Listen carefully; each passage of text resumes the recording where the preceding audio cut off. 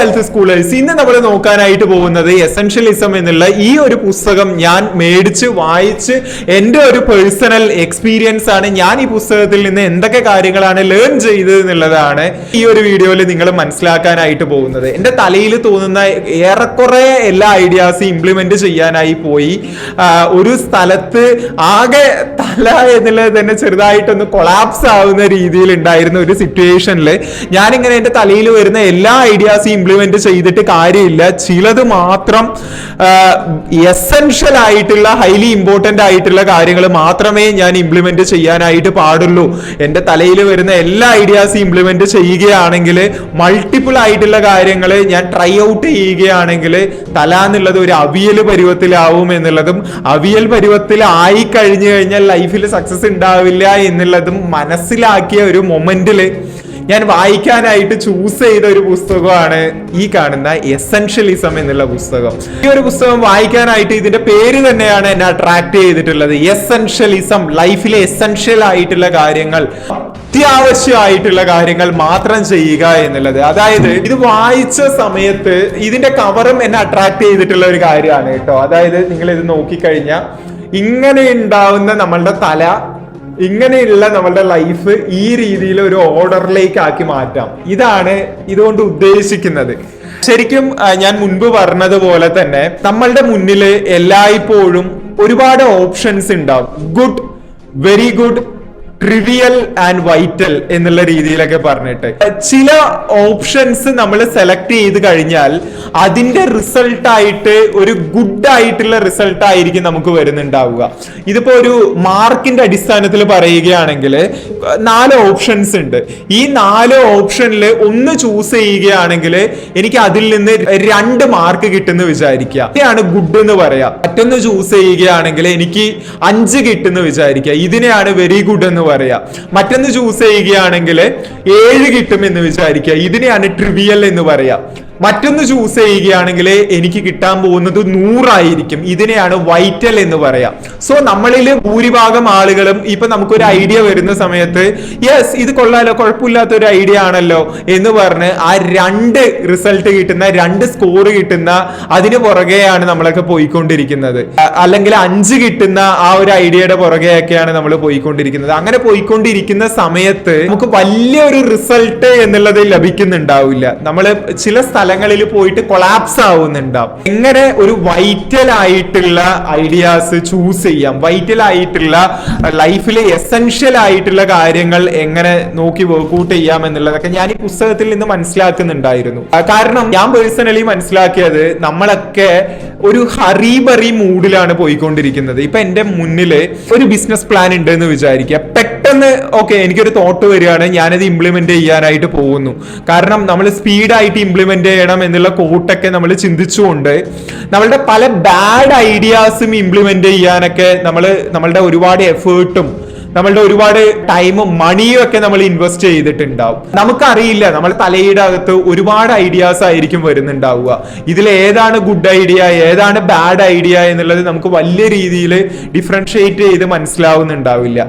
ശരിക്കും ഞാൻ ഈ പുസ്തകം വായിച്ചതിന് ശേഷം എൻ്റെ പേഴ്സണൽ കാര്യം ഞാൻ പറയാം. ഞാൻ മെഡിറ്റേറ്റീവ് ആയിട്ട് നിൽക്കുന്ന സമയത്ത് എനിക്ക് ഭയങ്കര ആ ഒരു 200 റിസൾട്ട് കിട്ടുന്ന ഐഡിയാസ് എനിക്ക് സെലക്ട് ചെയ്യാനായിട്ട് പറ്റുന്നുണ്ടായിരുന്നു.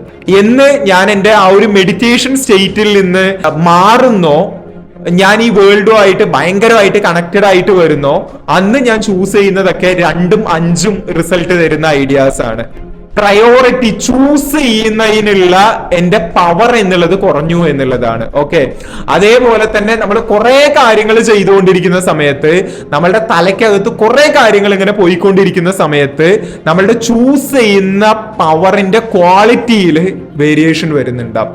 നമ്മൾ വൈറ്റൽ ആയിട്ടുള്ള കാര്യങ്ങൾ, അതായത് നിങ്ങൾ തൊട്ട് കഴിഞ്ഞാൽ 200 റിസൾട്ട് വരുന്ന ഒരു കാര്യമാണ് നിങ്ങൾ ചെയ്യേണ്ടത് എന്നുണ്ടെങ്കിൽ നിങ്ങൾ വെയിറ്റ് ചെയ്യണം, പേഷ്യന്റ് ആയിരിക്കണം, ജസ്റ്റ് ഒന്ന് നല്ല രീതിയിൽ തന്നെ ഒബ്സർവ് ചെയ്തിട്ട് വേണം കുറച്ച് കാര്യങ്ങൾ ചെയ്യാനായിട്ട്. പിന്നെ ഈ പുസ്തകത്തില് കുറച്ച് കാര്യങ്ങൾ എന്നെ ഹൈലി ഇംപ്രസ് ചെയ്തിട്ടുള്ള കുറച്ച് കാര്യങ്ങളുണ്ട്, അത് ഞാൻ നിങ്ങൾക്ക് കാണിച്ചു തരാം. ഇതിൽ എന്നെ സ്ട്രൈക്ക് ചെയ്തിട്ടുള്ള ചില പോയിന്റ്സ് ഞാൻ കാണിച്ചു തരാം. അതിൽ ഫസ്റ്റ് വൺ ഈ ഒരു പിക്ചറാണ്. നമ്മളുടെ എനർജി എന്നുള്ളത് നമ്മൾ പല കാര്യങ്ങൾ, നിങ്ങൾ ഒരു 10 കാര്യങ്ങൾ ചെയ്യുന്നുണ്ടാവും, ആ 10 കാര്യങ്ങളിലേക്കായിട്ട് ഡൈവേർട്ട് ചെയ്യുന്ന സമയത്ത് അതിന്റെ റിസൾട്ട് എന്നുള്ളത് ഇതുപോലെ ആയിരിക്കും വരുന്നുണ്ടാവുക. അതല്ലാതെ നിങ്ങൾ ഒരൊറ്റ കാര്യത്തിൽ ഫോക്കസ് ചെയ്യുന്ന സമയത്ത് അതൊരു ലേസർ ഫോക്കസ്ഡ് ആയിട്ട് പോവാനും അതിന്റെ ഒരു ഡെപ്ത് കാണാനും ആയിട്ട് പറ്റുന്നുണ്ടാവും. ഇപ്പൊ ഞാൻ തന്നെ ഒരു 7-8 ബിസിനസ് ചെയ്യുന്നുണ്ട്, 7-8 പല കാര്യങ്ങളും ഞാൻ ചെയ്യുന്നുണ്ട്. പക്ഷേ ഞാൻ ഈ 7 കാര്യങ്ങളിലും എനിക്കുള്ളത് ഒരു ലിമിറ്റഡ് എനർജിയാണ്. ഒരു കോട്ട് പറയാറുണ്ട്, you can do anything but you can do everything എന്നുള്ളത്. ആ ഒരൊറ്റ പ്രിൻസിപ്പിളാണ് നിങ്ങളെ ലൈഫിലെ എന്ത് കാര്യം ചെയ്യണം എന്ന് വിചാരിക്കുന്ന ഒരു വ്യക്തിയാണെങ്കിലും, പ്രത്യേകിച്ച് ഒരു ബിസിനസ് മൈൻഡഡ് ആയിട്ടുള്ള ബിസിനസ് ചെയ്തുകൊണ്ടിരിക്കുന്ന ഒരു വ്യക്തിയാണെന്നുണ്ടെങ്കിൽ നിങ്ങളൊക്കെ ഡെഫിനറ്റ് ആയിട്ടും അറിയേണ്ടതാണ്, you can do anything but you can do everything. നിങ്ങൾക്ക് എല്ലാം ചെയ്യാൻ പറ്റില്ല.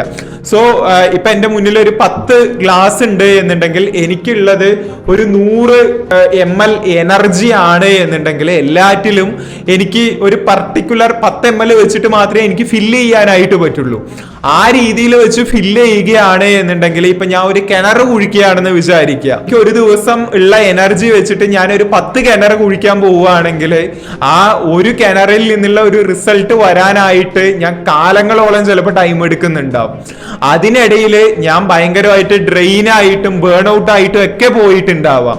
അതുകൊണ്ട് ഇതിൽ പറയുന്ന ഒരു കാര്യമാണ്, നിങ്ങള് ഒരുപാട് കാര്യങ്ങൾ ചെയ്യുന്നതിലല്ല, ഒരൊറ്റ കാര്യം നിങ്ങളുടെ ഹൈലി ഫോക്കസ് ചെയ്ത് ചെയ്യുന്നതാണ് ഏറ്റവും ഇമ്പോർട്ടന്റ് എന്നുള്ളതാണ് പറയുന്ന കുറച്ച് കാര്യങ്ങളുണ്ട്. ഒരു എസെൻഷ്യലിസ്റ്റ് എങ്ങനെയാണ് ചിന്തിക്കുക എന്നുള്ളത്. എസെൻഷ്യലിസ്റ്റ് എന്ന് വെച്ച് കഴിഞ്ഞാൽ ഏറ്റവും ഇമ്പോർട്ടന്റ് ആയിട്ടുള്ള കാര്യം എന്താണോ അത് മാത്രം ചൂസ് ചെയ്ത് ചെയ്യുന്ന ഒരു വ്യക്തി, അത് ചൂസ് ചെയ്ത് അതിൽ നിന്ന് റിസൾട്ട് ഉണ്ടാക്കുന്ന വ്യക്തി. ഇപ്പൊ നിങ്ങൾക്കൊക്കെ ഒരു എക്സാമ്പിൾ പറയുകയാണെങ്കിൽ, ഇപ്പൊ ഒരു 100 ബോളില് ഒരു 20 റൺസ് എടുക്കുന്നതും 4 ബോളില് 20 റൺസ് എടുക്കുന്നതും തമ്മിൽ വ്യത്യാസം ഉണ്ടല്ലോ.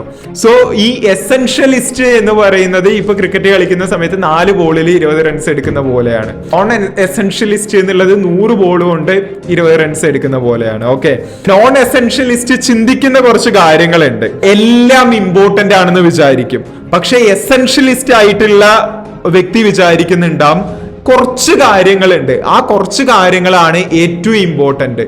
നോൺ എസെൻഷ്യലിസ്റ്റ് ആയിട്ടുള്ള വ്യക്തി ഓക്കെ എല്ലാ കാര്യങ്ങളും ഇതും ഇമ്പോർട്ടന്റ് ആണ്, ഇത് ഇമ്പോർട്ടന്റ് ആണ്, ഇത് ഇമ്പോർട്ടന്റ് ആണ്, യെസ് എല്ലാം ചെയ്യണം എന്നുള്ള രീതിയിലായിരിക്കും ചിന്തിക്കുന്നുണ്ടാവുക. പക്ഷെ എസെൻഷ്യലിസ്റ്റ് ഒരിക്കലും ആ രീതിയിലായിരിക്കില്ല ചിന്തിക്കുന്നുണ്ടാവുക. അതേപോലെ തന്നെ how can I fit it all in, അതായത് എല്ലാ കാര്യത്തിലും എന്നെ ഒരു പസിലാണ് എന്നുണ്ടെങ്കിൽ എല്ലാ പസിലും കൊണ്ടുപോയിട്ട് എനിക്ക് എങ്ങനെ ഫിറ്റ് ചെയ്യാന്നുള്ളതായിരിക്കും നോൺ എസെൻഷ്യലിസ്റ്റ് ആയിട്ടുള്ള ഒരു വ്യക്തി ചിന്തിക്കുന്നുണ്ടാവുക. പക്ഷെ എസെൻഷ്യലിസ്റ്റ് ആയിട്ടുള്ള ഒരു പേഴ്സൺ ആണ് എന്നുണ്ടെങ്കിൽ ഇതിലൊക്കെ കൊണ്ടുപോയിട്ട് ഫിറ്റ് ചെയ്യാനായിട്ട് ട്രൈ ചെയ്യുന്ന സമയത്ത് അതിന് ഞാൻ തിരിച്ചെന്താണ് നൽകേണ്ടതായിട്ട് വരുന്നത്, റിസൾട്ട് അറ്റ് വാട്ട് കോസ്റ്റ്, എന്റെ എന്തൊക്കെ നൽകിയിട്ടായിരിക്കും എനിക്കത് ലഭിക്കുന്നുണ്ടാവുക, എന്റെ എത്ര നാളത്തെ ഉറക്കം, ഹെൽത്ത്, ആ രീതിയിലായിരിക്കും എസെൻഷ്യലിസ്റ്റ് ചിന്തിക്കുന്നുണ്ടാവുക. നോൺ എസെൻഷ്യലിസ്റ്റ് ആയിട്ടുള്ള ഒരു വ്യക്തി എല്ലാ കാര്യങ്ങളും ഇമ്പോർട്ടന്റ് ആണെന്ന് വിചാരിക്കും, എല്ലാ കാര്യങ്ങളും എസെൻഷ്യൽ ആണെന്ന് വിചാരിക്കും, ഇതും ചെയ്യണം അതും ചെയ്യണം എന്നൊക്കെ വിചാരിക്കും.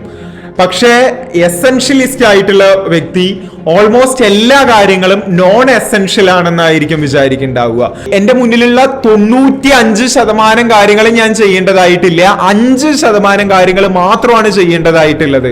അത് ഏതാണ് എന്നുള്ളത് ഫിഗർ ഔട്ട് ചെയ്യാനും അത് കറക്റ്റ് ആയിട്ട് ചൂസ് ചെയ്യാനായിരിക്കും എസെൻഷ്യലിസ്റ്റ് ശ്രമിക്കുന്നുണ്ടാവുക.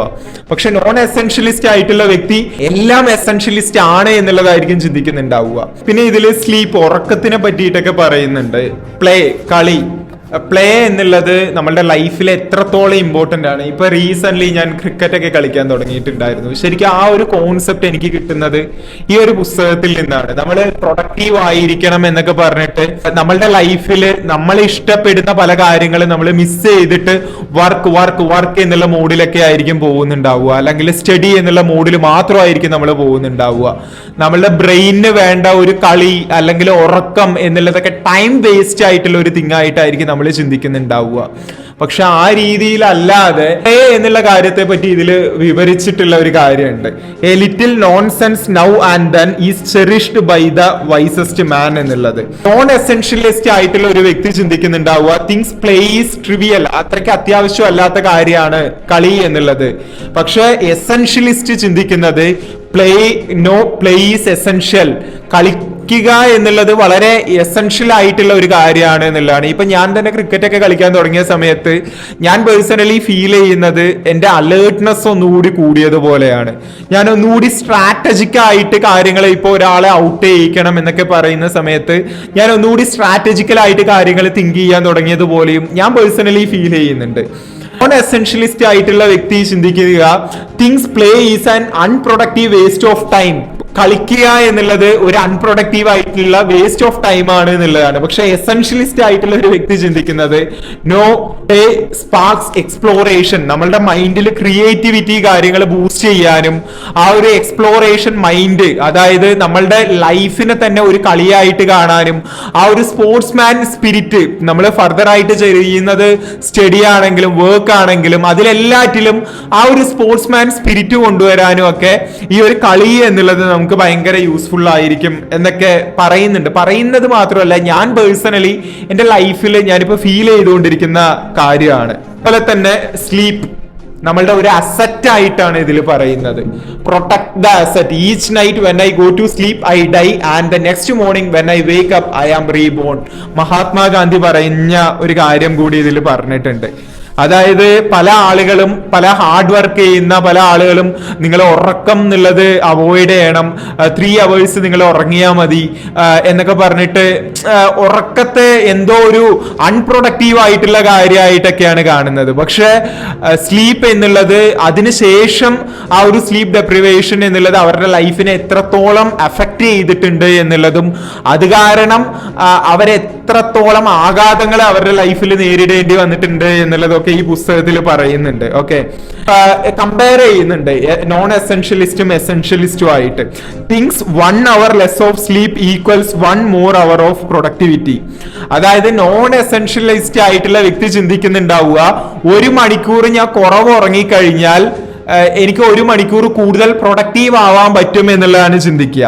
നോൺ എസെൻഷ്യലിസ്റ്റ് ആയിട്ടുള്ള വ്യക്തി അങ്ങനെ ആയിരിക്കും ചിന്തിക്കുന്നുണ്ടാവുക. പക്ഷേ എസെൻഷ്യലിസ്റ്റിന് അറിയാം 1 hour more of sleep equal several more hours of much higher productivity എന്നുള്ളത്. അതായത് നിങ്ങൾ 1 മണിക്കൂർ കൂടുതൽ ഒരു നാപ്പ് എടുക്കുന്ന സമയത്ത്, ഉറങ്ങുന്ന സമയത്ത് നിങ്ങളുടെ ഓവറോൾ പ്രൊഡക്ടിവിറ്റി ഇംപ്രൂവ് ആവും എന്നുള്ളത് എസെൻഷ്യലിസ്റ്റിന് അറിയാം എന്നുള്ളതാണ്. നോൺ എസെൻഷ്യലിസ്റ്റ് ചിന്തിക്കുന്നുണ്ടാവുക സ്ലീപ്പ് ഈസ് ഫോർ ഫെയിലിയേഴ്സ്, തോൽക്കുന്ന ആളുകൾക്കുള്ളതാണ് ഉറക്കം എന്നുള്ളതാണ്. പക്ഷേ എസെൻഷ്യലിസ്റ്റ് തിങ്ക് ചെയ്യുന്നത് sleep is for high performers.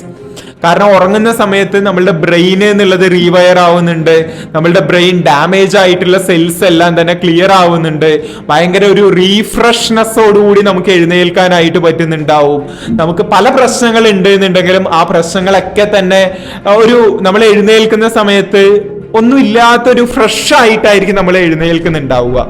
So ഒരു എസെൻഷ്യലിസ്റ്റ് ആയിട്ടുള്ള ലൈഫിൽ സക്സസ്ഫുൾ ആവുന്ന വ്യക്തികൾക്ക് അറിയാം sleep is for high performer എന്നുള്ളത്. നോൺ എസെൻഷ്യലിസ്റ്റ് ചിന്തിക്കുന്നത് സ്ലീപ്പ് ഈസ് ലക്ഷറി, നമ്മൾ ഇപ്പോ ഉറങ്ങാനൊന്നും ആയിട്ടില്ല എന്നുള്ളതാണ് ചിന്തിക്കുന്നുണ്ടാവുക. പക്ഷെ എസെൻഷ്യലിസ്റ്റ് ആയിട്ടുള്ള ഒരു വ്യക്തി സ്ലീപ്പ്, ഒരു ഉറക്കത്തിന് ഭയങ്കരമായിട്ടുള്ള പ്രയോറിറ്റി കൊടുക്കുന്നുണ്ടാവും. ഉറക്കം എന്നുള്ളത് എനിക്ക് മറ്റെന്തിനേക്കാൾ ഏറ്റവും ഇമ്പോർട്ടന്റ് ആയിട്ടുള്ള കാര്യമാണ് എന്നുള്ള രീതിയിൽ തന്നെ പ്രയോറിറ്റി ചെയ്യുന്നുണ്ടാവും. Sleep breeds laziness. Non essentialist ആയിട്ടുള്ള വ്യക്തി ഉറക്കം എന്നുള്ളത് മടിയിലേക്ക് നയിക്കുമെന്നായിരിക്കും ചിന്തിക്കുന്നുണ്ടാവുക. പക്ഷെ എസെൻഷ്യലിസ്റ്റ് ആയിട്ടുള്ള വ്യക്തി ചിന്തിക്കുന്നത് ഉറക്കം ക്രിയേറ്റിവിറ്റി വർദ്ധിപ്പിക്കും എന്നുള്ള രീതിയിലായിരിക്കും. Sleep enables the highest level of mental contribution. ഉറക്കം എന്നുള്ളത് നമ്മളുടെ ഒരു ഹയസ്റ്റ് മെന്റൽ കോൺട്രിബ്യൂഷൻ നൽകും എന്നുള്ളതൊക്കെയാണ് ഈ ഒരു എസെൻഷ്യലിസ്റ്റ് ആയിട്ടുള്ള വ്യക്തി ചിന്തിക്കുന്നുണ്ടാവുക. ഇതുപോലെ തന്നെ മറ്റൊരുപാട് റൂൾസ് ഈ ഒരു പുസ്തകത്തിൽ പറയുന്നുണ്ട്. നോൺ എസെൻഷ്യലിസ്റ്റ് ആയിട്ടുള്ള വ്യക്തി ചിന്തിക്കുന്നത് say yes to almost every request or opportunity. ആ വ്യക്തിയുടെ മുന്നിൽ വരുന്ന ഓൾമോസ്റ്റ് എല്ലാ ഓപ്പർച്യൂണിറ്റിക്കും നോൺ എസെൻഷ്യലിസ്റ്റ് ആയിട്ടുള്ള വ്യക്തി യെസ് എന്ന് പറയുന്നുണ്ടാവും. യെസ് എന്ന് പറഞ്ഞ് ആള് വലിയൊരു പ്രശ്നത്തിൽ ചെന്നിട്ടായിരിക്കും ചാടുന്നുണ്ടാവുക. പക്ഷെ എസെൻഷ്യലിസ്റ്റ് ആയിട്ടുള്ള വ്യക്തി ആളുടെ മുന്നിൽ വരുന്ന ടോപ്പ് ആയിട്ടുള്ള 10% ഓപ്പർച്യൂണിറ്റീസിനോട് മാത്രമേ യെസ് എന്ന് പറയുന്നുണ്ടാവുള്ളൂ. ഇതുപോലെ തന്നെ ഈ ഒരു പുസ്തകത്തിൽ if it is not a clear yes then it is a clear no. പറയാനുള്ളത് ഒരു ക്ലിയർ എസ് അല്ല എന്നുണ്ടെങ്കിൽ, അത്രയ്ക്ക് ക്ലിയർ ആയിട്ടുള്ള എസ് അല്ല എന്നുണ്ടെങ്കിൽ അതൊരു ക്ലിയർ നോ ആണ് എന്നൊക്കെ പറയുന്നുണ്ട്. Eliminate how can we cut out the trivial many. നമ്മളുടെ മുന്നിൽ വരുന്ന പല കാര്യങ്ങളും അത്യാവശ്യമല്ലാത്ത ഭയങ്കര ഇമ്പാക്ട് ഉണ്ടാക്കുന്ന കാര്യങ്ങൾ അല്ലാത്ത കാര്യങ്ങളൊക്കെ എങ്ങനെ കട്ട് ഡൗൺ ചെയ്യാം എന്നുള്ളതും നമ്മളുടെ എനർജിയെ എങ്ങനെ ഫോക്കസ് ചെയ്യിപ്പിക്കാം എന്നുള്ളതും അങ്ങനെ പല കാര്യങ്ങളും ഈ ഒരു പുസ്തകത്തിൽ പറയുന്നുണ്ട്.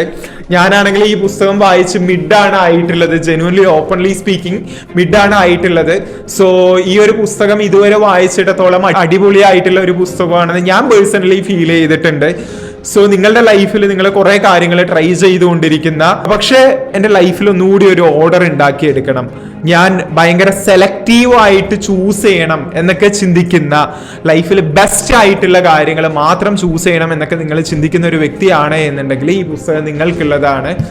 പുസ്തകം ഓർഡർ ചെയ്യാനായിട്ട് താല്പര്യമുള്ളവർക്ക് താഴെ ഞാൻ അഫിലിയേറ്റ് ലിങ്ക് കൊടുക്കുന്നുണ്ട്. അതിൽ ചെന്ന് നിങ്ങൾ പർച്ചേസ് ചെയ്യുകയാണെങ്കിൽ നമുക്ക് കുറച്ച് കമ്മീഷൻ കാര്യങ്ങളൊക്കെ കിട്ടുന്നുണ്ടാവും. ദെൻ ഇതിന്റെ കൂടെ നിങ്ങൾക്ക് ഒരു 100 ദിവസത്തെ mentor support, personal mentor support, നിങ്ങൾക്ക് നിങ്ങളുടെ കാര്യങ്ങൾ കേൾക്കാനായിട്ട് ഒരു ലിസണർ, നിങ്ങളെ മെന്റലി ഒന്ന് അടുത്ത നെക്സ്റ്റ് ലെവലിലേക്ക് എത്തിക്കാനായിട്ട് ഒരു മെന്റർ സപ്പോർട്ട് ആവശ്യമായിട്ടുണ്ട് എന്നുണ്ടെങ്കിൽ നമ്മളുടെ 100 ദിവസത്തെ മെന്ററിംഗ് പ്രോഗ്രാമിൽ നിങ്ങൾക്ക് ജോയിൻ ചെയ്യാവുന്നതാണ്. ഇവിടെ നിങ്ങളെ മനസ്സിലാക്കി നിങ്ങളുടെ കാര്യങ്ങൾ കേട്ട് നിങ്ങളെ ഒരു അടുത്ത ലെവലിലേക്ക് മെന്റലി നിങ്ങൾക്ക് ലൈഫിൽ നിങ്ങളുടെ ഗോളിലേക്ക് ഡയറക്റ്റ് ചെയ്യുന്നതിനുള്ള ഒരു മെന്റർ സപ്പോർട്ട് ആയിരിക്കും നമ്മൾ നിങ്ങൾക്ക് നൽകുന്നുണ്ടാവുക. സോ നിങ്ങളുടെ 2025 എന്നുള്ളത് ഒരു സ്ട്രോങ് ആൻഡ് പവർഫുൾ ഇയർ ആക്കി മാറ്റണം എന്നുണ്ടെങ്കിൽ നിങ്ങളുടെ കൂടെ ഒരു മെന്റർ ഉള്ളത് നിങ്ങൾക്ക് എന്തുകൊണ്ടും വളരെ സപ്പോർട്ടീവ് ആയിരിക്കും. സോ ജോയിൻ ചെയ്യാനായിട്ട് താല്പര്യമുള്ളവർ ഡിസ്ക്രിപ്ഷനിലും പിൻ കമന്റിലും ലിങ്ക് കൊടുക്കുന്നുണ്ട്, അതിൽ ചെന്നിട്ടാണെങ്കിലും ജോയിൻ ചെയ്യാം. Anyway thank you so much for watching. It's me Akshay. Stay grounded. Bye all.